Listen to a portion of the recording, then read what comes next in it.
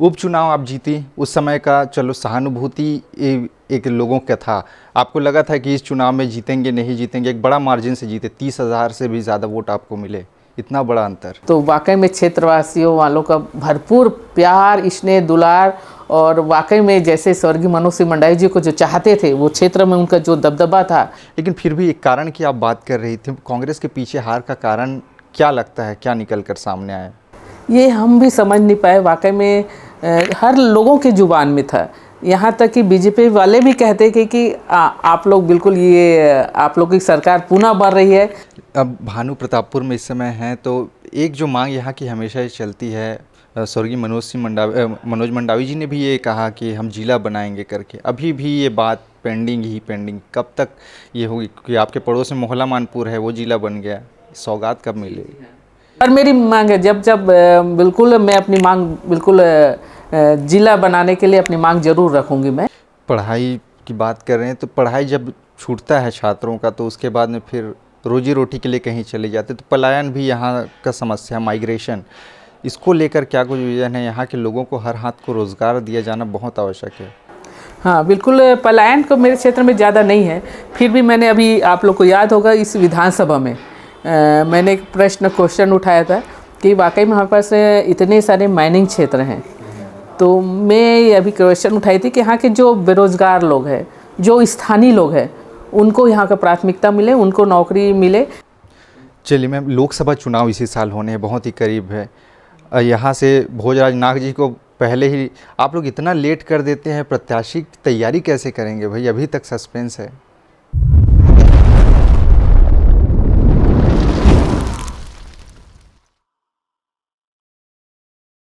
नमस्कार, स्वागत है आप सभी का एक बार फिर हमारे इस खास कार्यक्रम सवाल जो आपका है, और मैं हूं आपके साथ में राकेश निर्मलकर। इस समय हमारी मौजूदगी कांकेर जिले में है, और कांकेर जिले का भानु प्रतापपुर विधानसभा क्षेत्र, और यहाँ से दूसरी बार सावित्री मंडावी जी जीत कर आई हैं, कांग्रेस पार्टी की विधायक है। बातचीत के सिलसिले को आगे बढ़ाएंगे कि कैसा उनका अनुभव रहा है, पिछले बार के मुकाबले इस बार क्या कुछ नया अपने क्षेत्र में वो करने वाली है। साथ ही साथ राजनीतिक चर्चा पे आगे बढ़ेंगे कि लोकसभा चुनाव की तैयारी कैसी है, इन सब पर बातचीत करेंगे। उनके जीवन के बारे में भी आप तक जानकारी हम पहुंचाएंगे। मैम, बहुत बहुत स्वागत है आपका हमारे इस खास कार्यक्रम में। धन्यवाद भाई। सावित्री मनोज मंडावी जी, पहले हम आपके बारे में उपचुनाव जब हुआ यहाँ पर, तब ज़्यादातर आप चर्चा में रही। आप अपने जीवन के बारे में बताइए मैम, कैसा आपका शिक्षा दीक्षा रहा शुरुआत से, फिर कैसे राजनीति में आए वो तो सब जानते हैं, एक इंसिडेंस बना। अपने जीवन के बारे में बताइए, चूँकि हमें दिलचस्पी रहती है जीवन के बारे में जानने के हर राजनीतिक व्यक्ति से। जी हाँ, वैसे तो मैं एकदम मध्यम परिवार से बिलोंग करती थी, और मेरा जो शिक्षा दीक्षा पूरा जो हुआ है धमतरी ज़िले में हुआ है, और मेरा पूरा बचपन जो है धमतरी के पास रुद्री डैम है। अच्छा। रुद्री में ही मेरा पूरा बचपन से लेकर पूरा शादी ब्याह भी वहीं हुआ है, क्योंकि हमारे पिताजी जो हैं चपरासी की नौकरी करते थे वहाँ एजुकेशन विभाग में, तो हमारा पढ़ाई लिखाई सब रुद्री में हुआ, और बाकी हायर एजुकेशन जो है धमतरी में, कॉलेज जो है स्कूल अपना गर्ल्स कॉलेज में पढ़ी, फिर उसके बाद कॉलेज में करी, तो पूरा धमतरी ज़िले से हुआ है। और रहा वहीं पढ़ते पढ़ते जो है मेरा जॉब जो है 89 में शिक्षा विभाग में, जिस स्कूल में पढ़ती थी रुद्री में, वहीं मेरा जॉब, वहीं से शुरुआत मेरा जॉब हुआ है, टीचर का जॉब जो है। और फिर ऐसी जॉब करते करते फिर ऐसी 95 में हमारी मैरिज हुई, 95 में। और इस समय ये स्वर्गीय मनोज सिंह मंडावी जी उस समय छात्र राजनीति करते थे पूरा कांकेर ज़िले से, तो हम लोग की शादी जो है 95 में 21 फरवरी 95 को हुई है। और इस तरह जो है फिर टीचर की नौकरी तो करती रही हूँ, और साथ ही फिर 98 में इनको टिकट मिला विधानसभा चुनाव का, तो उस समय विजयी भी हुए, और उस समय तो अविभाजित मध्य प्रदेश रहा उस समय। तो उस समय भी अब 2 साल वहाँ रहने का मौका मिला। बाद में छत्तीसगढ़ गठन हुआ, पर जब छत्तीसगढ़ गठन होने के बाद जो है इनको मंत्री पद, 9 विभाग के मंत्री पद में रहे ये, और उस समय जो है मंत्री पद रहते हुए भी मेरा टीचिंग जो है चलता ही रहा। मैं फिर यहाँ ट्रांसफ़र करवा ली थी कांकेर ज़िले में गोविंदपुर में। फिर उसके बाद जैसे ही मंत्री बने तो पूरा मैं वहाँ रायपुर में ट्रांसफ़र करा ली। तो मेरा जॉब जो है अधिकांश जो है रायपुर में ही बीता मेरा। तो इस तरह मेरा सिलसिला जो है जॉब का चलता रहा। और अचानक आप सबको मालूम है इनका नवंबर में उस समय अचानक हार्ट अटैक के कारण इनका स्वर्गवास हो गया। और उस समय से ही फिर उपचुनाव हुआ और उस उपचुनाव में विजयी चुनाव जीती और अभी सिलसिला जारी है।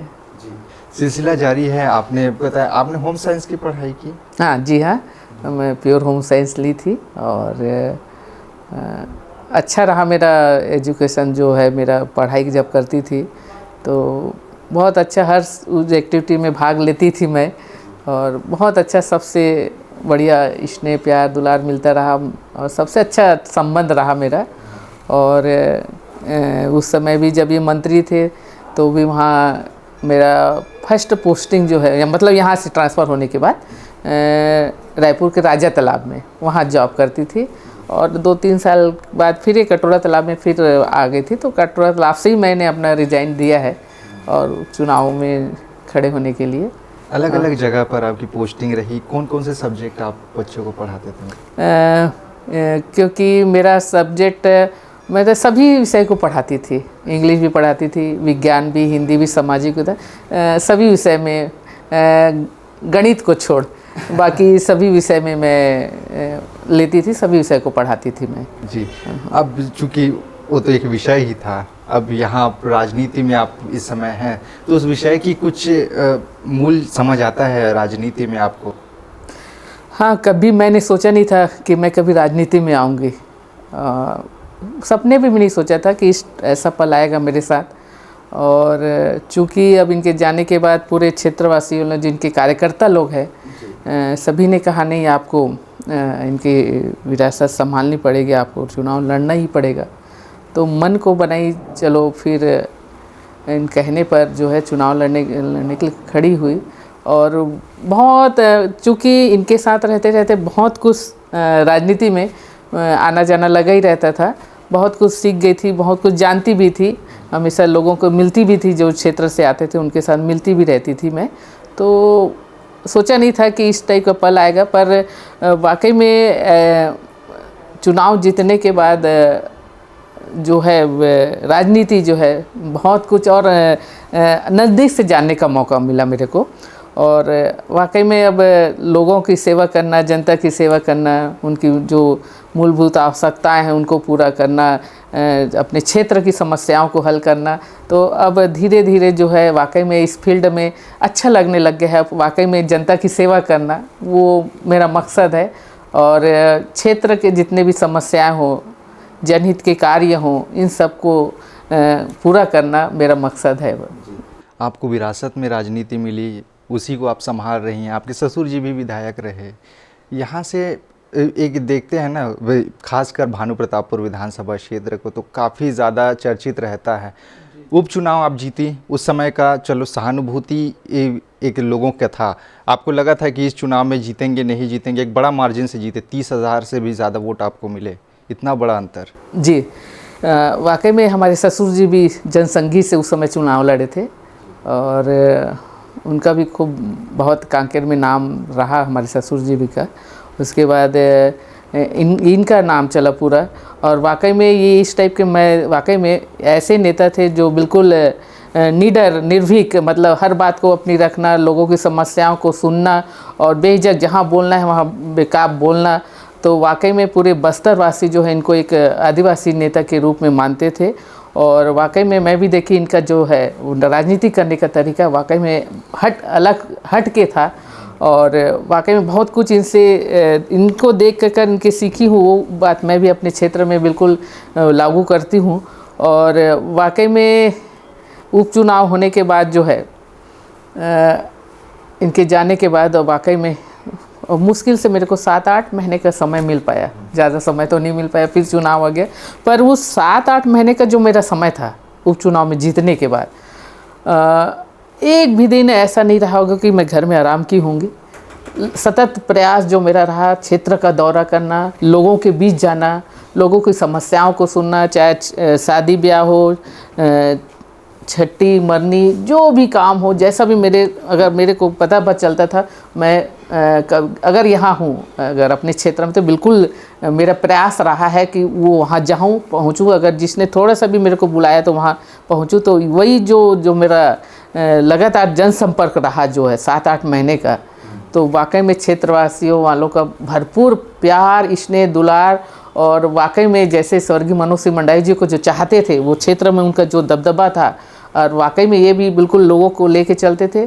तो वाकई में वो प्यार चाहत उन्होंने जो स्वर्गीय मनोज सिंह मंडावी जी को देते थे, वही चाहत, प्यार, दुलार, आशीर्वाद मेरे को दिए। तो वाकई में अभी भी जो है उनका नाम इस क्षेत्र में है, भानु प्रतापपुर में। तो वो वाकई में जो मेरा लगातार दौरा जो रहा है, तो वो इस चुनाव में जो है लोगों का मतलब उनका आशीर्वाद जो है भरपूर मिला। और पिछला वाला तो 21,000 उस समय उपचुनाव में था, पर उस समय भी आप लोग को मालूम होगा विषम परिस्थितियों में उस समय बिल्कुल जो है जीती हूँ। तो वो भी वाकई में 21,000, और अब जो है उससे भी बढ़कर 32,000 समथिंग वोट से जीत दिलाए हैं। तो वाकई में जनता का स्नेह, दुलार, प्यार है जो ना अभी भी पुनः विजयी बनाए मेरे को।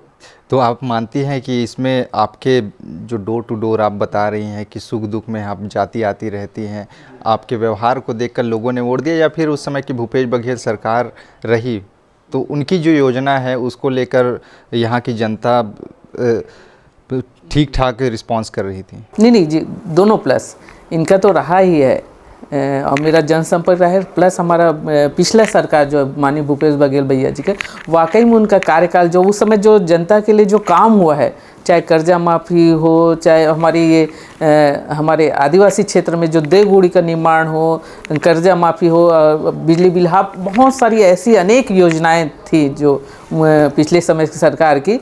तो वाकई उन सब को देखते हुए और प्लस मेरा जो जनसंपर्क इनको देखते हुए बिल्कुल जनता ने अपना आशीर्वाद दिया है।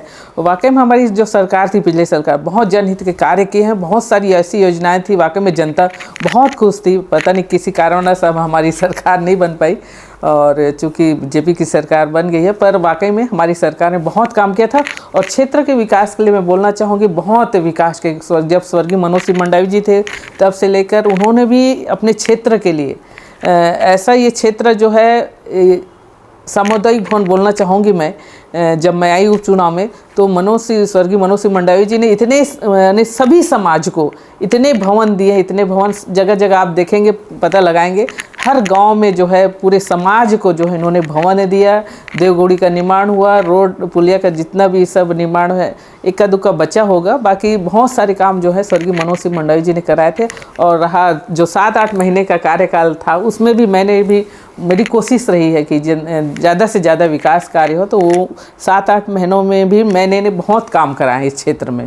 बताता है कि 32,000 जो आप बता रहे हैं इतने मार्जिन से जीतना, शायद लोगों में इसका रहा है प्रभाव, तभी ये जीते। लेकिन फिर भी एक कारण की आप बात कर रही थी, कांग्रेस के पीछे हार का कारण क्या लगता है, क्या निकल कर सामने आया? ये हम भी समझ नहीं पाए, वाकई में हर लोगों के जुबान में था। यहाँ तक कि बीजेपी वाले भी कहते कि आप लोग बिल्कुल आप लोग की सरकार पुनः बन रही है। बीजेपी के लोग भी बोलते थे आप लोग पुनः जीत रहे हैं, और सब जनता ये कहती है कि हमने तो आप ही को मतलब कांग्रेस के पक्ष में वोट दिया है, तो ये कैसे हो गया। ये वाकई में ये समझ से परे है कि हमारी सरकार बन रही थी, वो कहाँ चूक हो गई, कैसे चूक हो गई। थोड़ा सा वाकई में ये थोड़ा सा हम कहाँ पीछे रह गए, ये थोड़ा सा ध्यान देने वाली बात है, क्योंकि हम बिल्कुल इतने काम किए थे, भूपेश बघेल सरकार ने इतने काम हुए पूरे छत्तीसगढ़ में, तो वाकई में जो 15 साल में नहीं हुए थे वो 5 साल में इन काम हुआ है। तो वाकई में कहाँ चूक हो गई, ये थोड़ा सा सोचने वाली बात है। और चूँकि अब विपक्ष में आए हैं, अब आने वाले समय में बिल्कुल अब आएंगे हम। तो अभी तक निष्कर्ष में पहुंच नहीं पाई क्या पार्टी कि कहाँ चूक हुई? चुनाव इतने दिन बीत चुके हैं, वही समझ नहीं पा रहे हैं कि वाकई में मतलब कहाँ से ये चूक है। कोई बोलता है ईवीएम मशीन का गड़बड़ी है, कोई बोलता है, और मतलब ये महतारी वंदन योजना आपको बताना चाहूँगी, उस समय चुनाव के समय इन्होंने हर एक महिलाओं से फॉर्म भराया, और उनके नेता लोग, हमारे उप मुख्यमंत्री जी, उन्होंने भी अपने भाषण में दिया था कि ये महतारी वंदन योजना जो है हर महिला को, चाहे वो कलेक्टर की बीबी हो चाहे विधायक की बीबी हो, हर महिला को ये 1000 महतारी वंदन मिलेगा। पर वाकई में उनकी कथनी और करनी में बहुत अंतर है। अभी हमारी कई महिलाएं जो है उससे वंचित रह गई हैं। तो इस टाइप के गलत तरीके से जो है फॉर्म भरवाया गया है और उसमें महिलाएं, लगता है महिलाएं जो है, इसमें बहुत सारी महिलाएं ने लगता है उसमें वोट डाली है, तो गलत तरीके से भरवा के, और अब देख रहे हैं तो उसमें तो कई महिलाएं जो है इनसे वंचित रह गई। कई ऐसे क्राइटेरिया बना दिए हैं तो उसमें महिलाएं सब वंचित रह गई हैं। तो अब भाजपा की करनी और कथनी में बहुत अंतर है और ये हमारी महिलाएं समझ नहीं पाई और लगता है उसमें ही बीजेपी में वोट डाली है पूरी महिलाएं। आपके यहाँ आती है शिकायत करने की हमें नहीं मिला? हाँ बिल्कुल बिल्कुल आ रही है महिलाएं, क्योंकि उनको क्योंकि हर महिला को ये था कि हमारे घर में कम से कम है, सास है, बहू है, तो इतना पैसा तो आ जाएगा तो कम से कम हमारा घर चल। उनकी सोच थी कि सास भी है, बहू भी है, तो कम से कम 2 महिला को मिलेगा तो हमारा घर का खर्चा चल जाएगा। पर ऐसा नहीं हुआ और वाकई में वो महिलाएं निराश हैं कि हमको ये बहुत कई सारे क्राइटेरिया बना दिया गया है, उसमें वंचित रह गई हैं, तो उनको नहीं मिल पाए, तो वाकई में उसमें वंचित रह गई हैं और शिकायत करने आती है। तो अब क्या कर सकते हैं हम। अब भानु प्रतापपुर में इस समय हैं, तो एक जो मांग यहाँ की हमेशा ही चलती है, स्वर्गीय मनोज मंडावी जी ने भी ये कहा कि हम जिला बनाएंगे करके। अभी भी ये बात पेंडिंग, कब तक ये होगी? क्योंकि आपके पड़ोस में मोहल्ला मानपुर है, वो जिला बन गया, सौगात का। जी हाँ, वाकई में ये स्वर्गीय मनोज सिंह मंडावी जी थे, तब से मांग करते आ रहे थे कि भानु प्रतापपुर जिला बने। पिछले बार भी मांग रखी थी मनोज सिंह मंडावी जी ने जिला बनने के लिए, पर हुआ क्या, इधर ये मांग रखे, उधर अंतागढ़ वाले इन्होंने अड़ंगा लगा दिया कि नहीं अंतागढ़ जिला बनेगा, और इधर ये बोलते रहे कि नहीं भानु प्रताप। दोनों की लड़ाई में जो है दोनों, ना अंतागढ़ ना भानु प्रतापपुर बन गया। पर भैया का कहना था उस समय सीएम जब थे भूपेश बघेल कि आप लोग तय कर लो कहाँ किसको बनाना है, अगर कोई निश्चित जगह बता दो तो हम इसको जिला बना दें, तो वो बना देंगे। पर वो शायद नहीं हो पाया। वो तो राजी थे बनाने के लिए, तो उधर वाले भी राजी नहीं हुए, इधर वाले भी राजी नहीं हुए।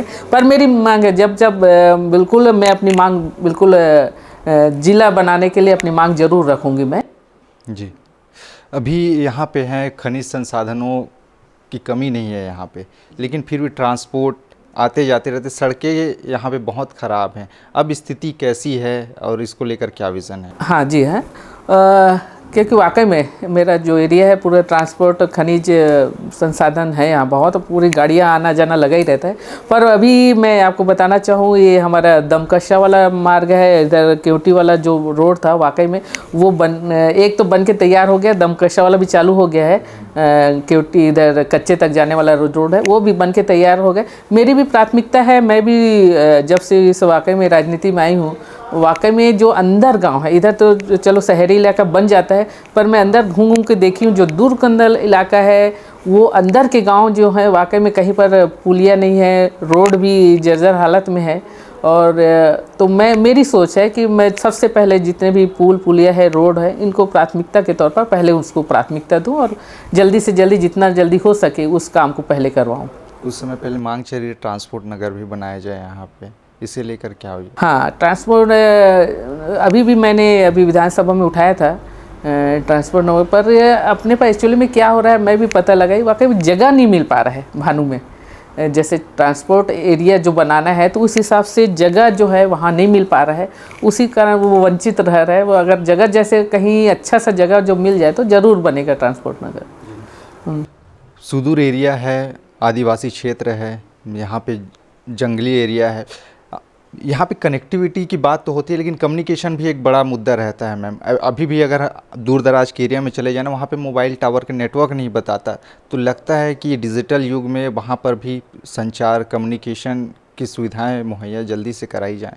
हाँ, वाकई में मैं भी अपने क्षेत्र में जहाँ घूमती बहुत शिकायत है कि वाकई में अब हर चीज़ जो है, अब काम जो है ऑनलाइन में होने चालू हो गया है, तो इस कारण जो है जाती हूँ शिकायत करते हैं कि नेट का प्रॉब्लम है, बिल्कुल तो मेरी भी सोच है, अभी 2-3 जगह लिख के दी हूँ मैंने, एप्लीकेशन दिए हैं उन्होंने, यहाँ यहाँ टावर लगना ज़रूरी है। तो मैं भी चाहती हूँ वाकई में अंदर अंदर गांव जो है इसे नेटवर्क जो है वो जुड़े, और वाकई में बहुत ये सुविधा की कमी है वाकई में। अंदर अंदर गांव में बहुत सारे काम नहीं हो पाते उनके। तो मेरी भी सोच है कि आने वाले समय में, अभी हमारे पास तो बिल्कुल 5 साल समय है, पर मैं चाहती हूँ इस 5 साल के अंदर भी जहाँ भी ज़रूरी जो नेटवर्क लगाना हो, बिल्कुल मैं वहाँ उस जगह में अपनी सुविधा जो है उनको दिलवाऊँगी। जी, स्वास्थ्य को लेकर भी बात होती है कि जो अंदरूनी इलाके हैं वहाँ पे स्वास्थ्य सुविधाएं बदहाल हैं, अभी भी सामुदायिक स्वास्थ्य केंद्र का अभाव है, डॉक्टरों का अभाव है। छोटी छोटी बीमारियों के लिए कांकेर जाना पड़ता है, कई बार तो रायपुर तक जाना पड़ता है, धमतरी जाना पड़ता है। तो इसको लेकर जी हाँ, वाकई में मैं भी देख रही हूँ, घूमी, वाकई में डॉक्टरों और नर्स की बहुत कमी है। कई जगह मैं बोल के रखवाई भी हूँ, खासकर दूर कोंदल में, वहाँ भी डॉक्टर और नर्स की कमी है। तो वो जैसे ही अभी चुनाव होने के बाद मेरी वो भी प्राथमिकता है, वाकई में शिक्षा और स्वास्थ्य बहुत ज़रूरी है। तो वाकई में स्वास्थ्य के प्रति भी मेरा बहुत ध्यान रहेगा। अभी बहुत जगह डॉक्टरों की कमी है, नर्स की कमी है, उसको अभी हमने लिख के अभी विधानसभा में भी हम दिया है कि जहाँ जहाँ डॉक्टर की कमी हो जल्दी तुरंत उसको किया जाए, और जैसे भी होता है बिल्कुल अब उस जहाँ भी कमी है वहाँ तुरंत अपन भरपाई बोल के भरपाई करवाएंगे। ये क्षेत्र बस्तर संभाग में ही आता है, लेकिन वहाँ के मुकाबले जैसे हम दूसरी जगह से घूम के आ रहे हैं, शिक्षा का स्तर यहाँ पे थोड़ा ऊंचा है, लेकिन फिर भी जो बता रही हैं आप शिक्षकों की कमी है, इसको लेकर और क्या कुछ विज़न है और कितना परिवर्तन किया जाना ज़रूरी है इस क्षेत्र में? वैसे देखा जाए तो शिक्षकों की ज़्यादा मेरे क्षेत्र में कमी नहीं है, पर्याप्त है।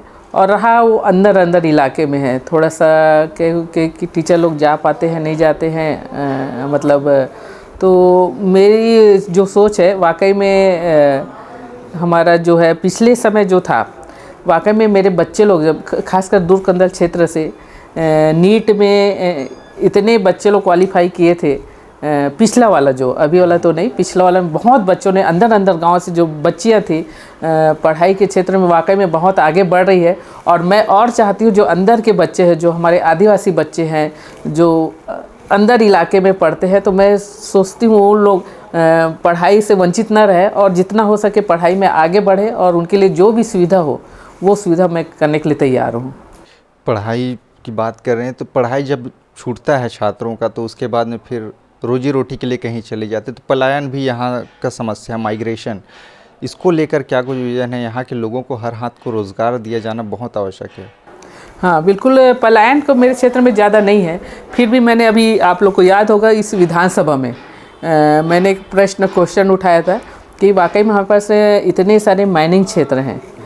तो मैं अभी क्वेश्चन उठाई थी कि यहाँ के जो बेरोज़गार लोग हैं, जो स्थानीय लोग हैं, उनको यहाँ का प्राथमिकता मिले, उनको नौकरी मिले, ये प्रश्न मैंने उठाया था। मेरी भी सोच है कि हमारे जो स्थानीय लोग हैं वाकई में कहीं दूर चले जाते हैं, तो मैं सोचती यही कि बच्चे, यहाँ के बच्चे, इन्हीं के स्थानीय लोगों को प्राथमिकता मिले, स्थानीय लोगों को ही नौकरी मिले, मेरी ये सोच है। क्योंकि अभी अभी जो विधानसभा खत्म हुआ उसमें ये प्रश्न मैंने उठाया था, और मेरी प्राथमिकता भी है कि यहाँ के स्थानीय लोगों को नौकरी मिले। जी, आपने खनिज संसाधनों से भरा ये क्षेत्र है, तो क्या CSR DMF का जो फंड आता है उसका पर्याप्त उपयोग हो रहा है? शिक्षा स्वास्थ्य को लेकर आपने कहा कि सुविधाओं को लेकर, तो उसमें होना चाहिए, क्या हो पा रहा है? हाँ बिल्कुल, मेरी पिछले समय भी मेरी सोच थी, जो वाकई में जो खनिज प्रभावित क्षेत्र हैं अंदर और गांव में, उनका काम होना चाहिए वाकई में, क्योंकि पर्याप्त मेरे क्षेत्र में, खासकर भानु प्रतापपुर क्षेत्र में पर्याप्त खनिज संपदा है,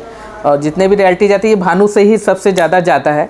तो मैं पिछले बार भी उस समय कलेक्टर जो प्रियंका जी थी, उनको भी मैंने अवगत कराया था कि जितने भी मेरे खनिज प्रभावित क्षेत्र हैं मेरे इलाके में, वहाँ अधिक से अधिक काम होना चाहिए, ये उनके सामने रखी थी। और बहुत सारे काम हुए भी हैं, और बहुत सारे काम के लिए जो है आने वाले समय में जो खनिज प्रभावित क्षेत्र है उनके लिए हम बिल्कुल और काम जितना हो सके उस क्षेत्र में काम होना चाहिए। जी, पानी की समस्या है, पानी की एक समस्या पीने के शुद्ध पानी को लेकर है, और दूसरा इरिगेशन, सिंचाई को लेकर है, तो उसके लिए क्या कुछ रोड मैप है आपका? हाँ, वाकई में कई क्षेत्र ऐसे हैं जो बिल्कुल पानी की बहुत बड़ी समस्या है, और कई गांव क्षेत्र ऐसे हैं मतलब पानी नहीं निकल पा रहा है, वो कई बार करवाते हैं, कई पानी नहीं निकल पा रहा है। तो अभी जल मिशन के तहत जो है अब जगह जगह जो है टंकी का निर्माण हो रहा है और पीएचई विभाग को भी अब बोल दिया गया, क्योंकि पिछले समय जो है काम नहीं हो पाया था। पिछले उस समय पीएचई विभाग का जो टंकी जो बन रहा है, पाइपलाइन जो बिछानी थी नहीं हो पाया, पर अभी जो है काम चालू हुआ है और सभी मतलब गांव में जो है अब नल जल मिशन के तहत सभी घरों में अब पानी की सुविधा अब सबको मिलेगी। जी, आदिवासी क्षेत्र है और यहाँ पर धर्मांतरण एक बहुत बड़ा मुद्दा रहता है। भारतीय जनता पार्टी इसको लेकर काफ़ी ज़्यादा हमलावर रही आपके समय में और अभी भी देखने को मिलता है कई स्थानों पर। तो इसे लेकर क्या उस समय रोकने में असफल रही कांग्रेस सरकार, या फिर आप स्थानीय स्तर पर इसके लिए क्या कुछ प्रयास? नहीं, असफल नहीं रही, ऐसा नहीं है। अब मेरे क्षेत्र में धर्मांतरण ज़्यादा नहीं हुआ, ये क्षेत्र नारायणपुर साइड इधर ज़्यादा हुआ है, मेरे क्षेत्र में बहुत कम है। पर ऐसे मेरे क्षेत्र में ऐसी कोई बात नहीं है, धर्मांतरण वाली बात नहीं है। सब आपस में सब बढ़िया मिलजुल के भाईचारे से सब रहते हैं। जी, आपको क्या लगता है ये जो 5 साल है विष्णुदेव साय की सरकार में जो वादे किए गए हैं पूरे हो पाएंगे? देखिए, अब मोदी सरकार ने, मोदी की गारंटी, डबल इंजन की सरकार हमेशा बोल बोल के जो है, भाजपा बोलती कुछ है करती कुछ है। इतनी सारी घोषणाएं जो है मोदी जी ने किया था, एक भी घोषणा जो है मोदी जी का पूरा नहीं हुआ है।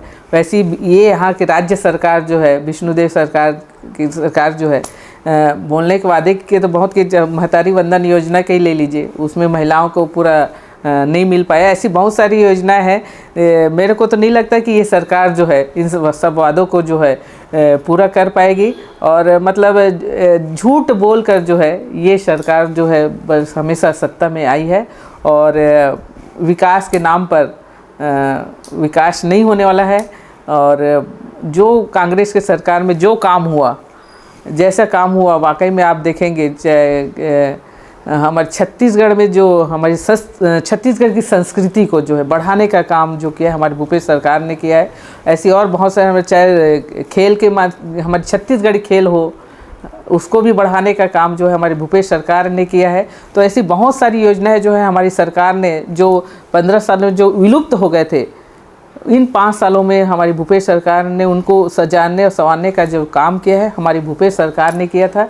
और अब ये बीजेपी की सरकार आई है, देखिए अब आगे आगे होता क्या है, आप देखते जाइएगा। बीजेपी वाले तो कहते हैं कि सिर्फ इन्होंने गिल्ली भौरा बाटी में ही उलझा के रखा, विकास कुछ किए नहीं है।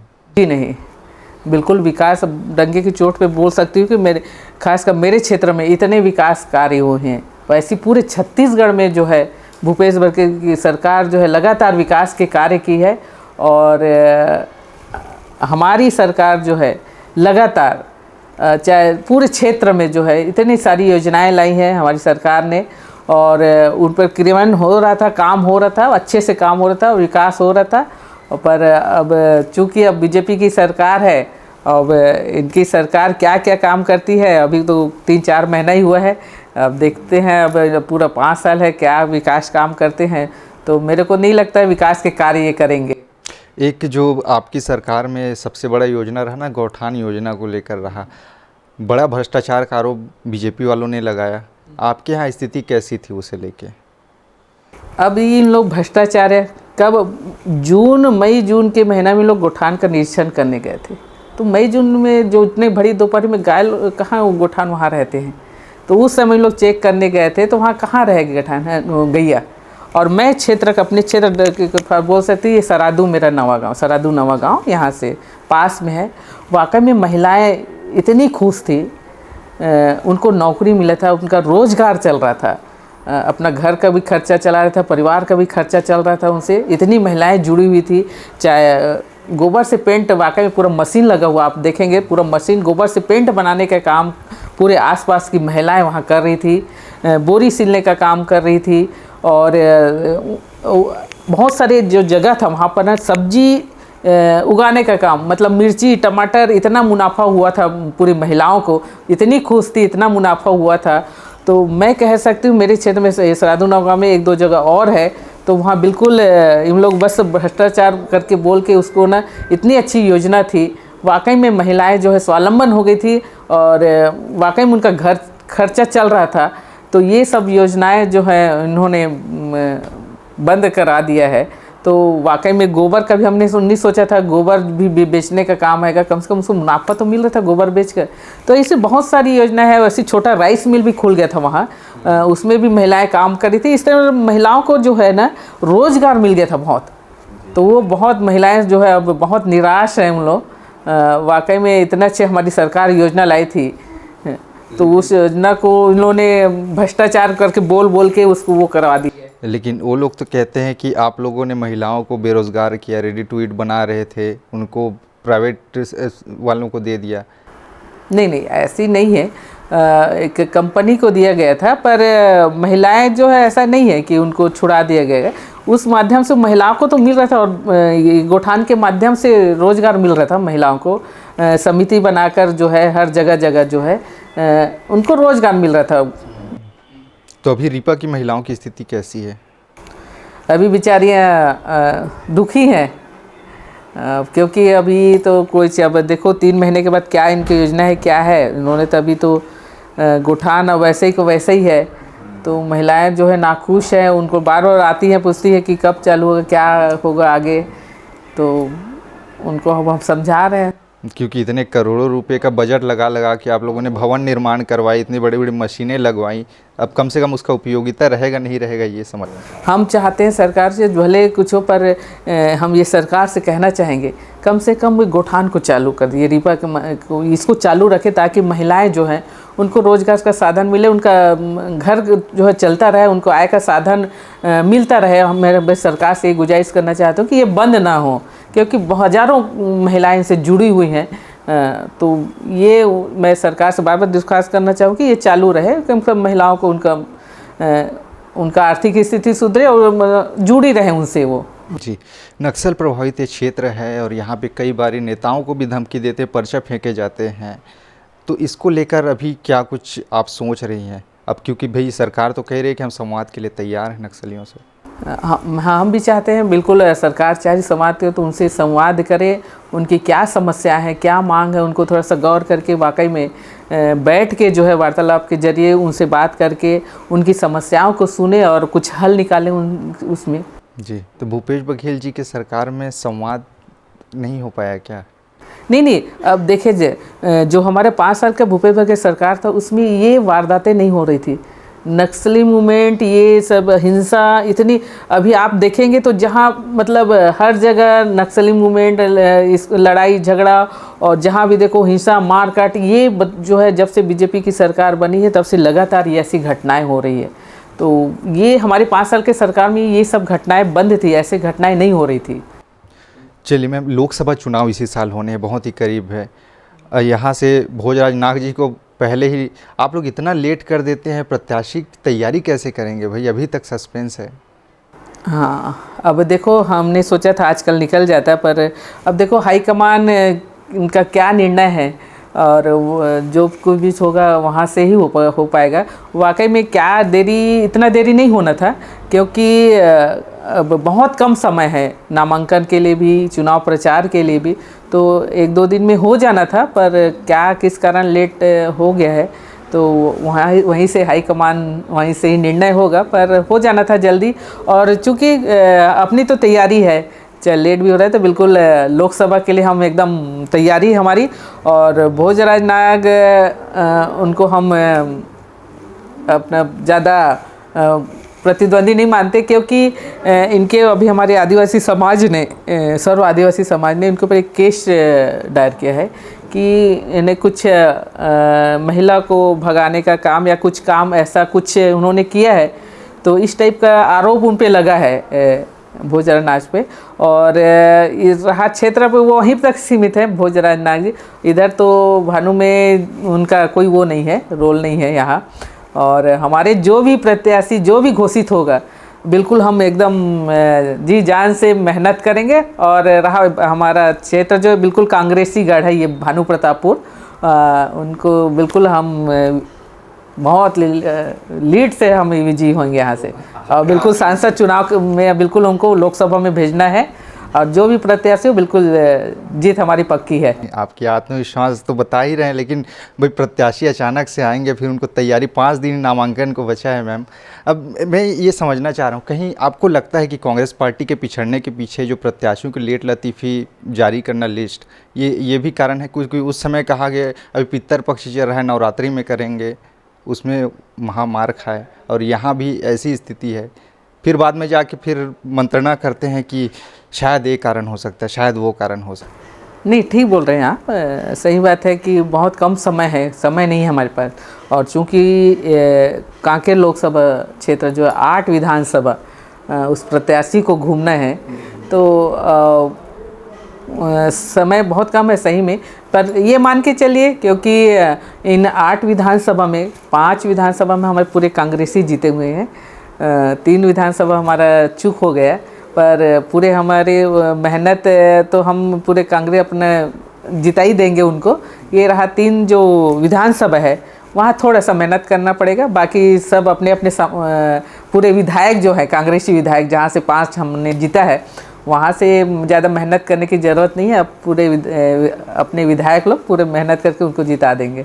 आपको नहीं लगता कि राज्य और केंद्र के जो चुनाव होते हैं उसमें अलग अलग फैक्टर होता है, उनके लिए एक बड़ी अपॉर्चुनिटी है? मोदी जी का चेहरा है, आपके पास कौन चेहरा है?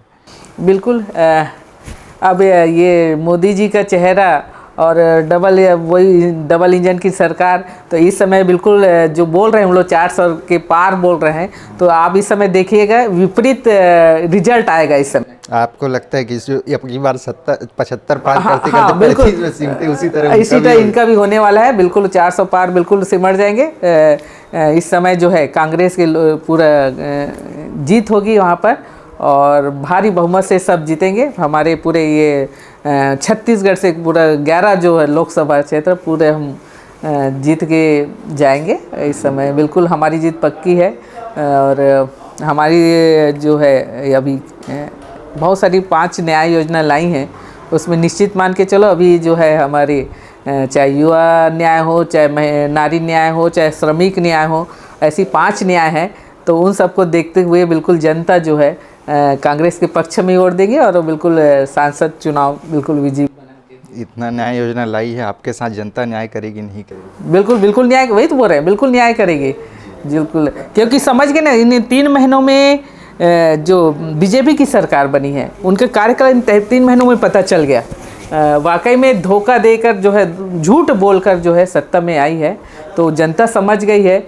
और खासकर किसान भी नाखुश है। उनका कर्ज, हमारी सरकार रहती तो किसानों का कर्जा माफ़ी करती, और महिलाओं का कर्जा माफ़ी, जो समूह की महिला हैं, इन सबको देखते हुए जो अब जो है किसान हो, चाहे महिला हो, चाहे श्रमिक हो, सब जो है इस समय बिल्कुल कांग्रेस के पक्ष में ही वोट देंगे। मोहन मंडावी जी के कामकाज को कैसे देखते हैं? सांसद रहे, उनका भले टिकट कटा, हाँ, अब उनका अंदरूनी मामला है, क्या है, अंदरूनी कैसे? मामला नहीं, चूँकि यहाँ के मुद्दे केंद्र में उठाने के लिए ही सांसद चुने जाते हैं, तो यहाँ के मुद्दों को वहाँ पे उठा पाए नहीं उठा पाए, आपकी समझ में? चूँकि अब मेरा कार्यकाल जो है 7-8 महीने का और मुश्किल से 3 महीने का, तो मैं ज़्यादा उसमें नहीं बोल पाऊँगी। पर उठा पाए कि नहीं उठा पाए वो थोड़ा सा मेरे समझ से परे है, क्योंकि ज़्यादा समय नहीं मिल पाया है मेरे को। हाँ, पर क्या कारण है, कैसे उनको टिकट नहीं मिल पाया, अब ये उनका बीजेपी वालों का उनका अंदरूनी मामला है। हाँ, बहुत वैसे धन्यवाद। बहुत अच्छे हैं हमारे मामा जो है सांसद। चलिए, बहुत बहुत धन्यवाद मैम, आपसे बातचीत करके बहुत अच्छा लगा। जाते जाते अपने क्षेत्रवासियों को हमारे माध्यम से कोई संदेश देना चाहें? बिल्कुल, क्षेत्रवासी इसे इतना कहना चाहूँगी, जिस तरह आप सब ने चाहे उपचुनाव हो या अभी इस चुनाव में जिस तरह आपने अपना स्पष्ट बहुमत और आशीर्वाद दिया है, तो मैं चाहती हूँ आने वाला जो लोकसभा चुनाव है, चाहे जो भी प्रत्याशी हो, बिल्कुल आप जी जान से जो है मेहनत करिए और हमारी कोशिश रहेगी, आप सबकी कोशिश रहेगी कि हम इस समय जो है लगातार जो है इस कांकेर लोकसभा क्षेत्र से हमेशा बीजेपी के सांसद ही बनते आ रहे हैं। तो हम चाहते हैं इस समय जो है कम से कम हमारे क्षेत्र से, लोकसभा क्षेत्र से कांग्रेस के सांसद बने। तो इसमें आप सब की सहयोग की आवश्यकता है। तो बिल्कुल आप लोग अपना भरपूर आशीर्वाद सहयोग आप लोग दीजिए, बस यही क्षेत्र से वाली से कहना चाहूँगी। तो आपने सुना भानु प्रतापपुर विधानसभा क्षेत्र से कांग्रेस पार्टी की विधायक है श्रीमती सावित्री मंडावी जी, जिन्होंने बहुत ही अच्छे तरीके से हमारे हर सवाल का जवाब दिया, साथ ही अपने ज़िंदगी के बारे में भी हमें बताया और दावा कर रहे हैं कि इस बार कांकेर लोकसभा क्षेत्र में कांग्रेस पार्टी के सांसद चुनकर आएंगे। साथ ही साथ केंद्र में भी गठबंधन, इंडिया गठबंधन की सरकार बनने का ये दावा कर रहे हैं। बहरहाल इस खास पेशकश में इतना ही, अगली बारी होगी आप सबसे फिर मुलाकात, तब तक के लिए अनुमति दीजिए, नमस्कार।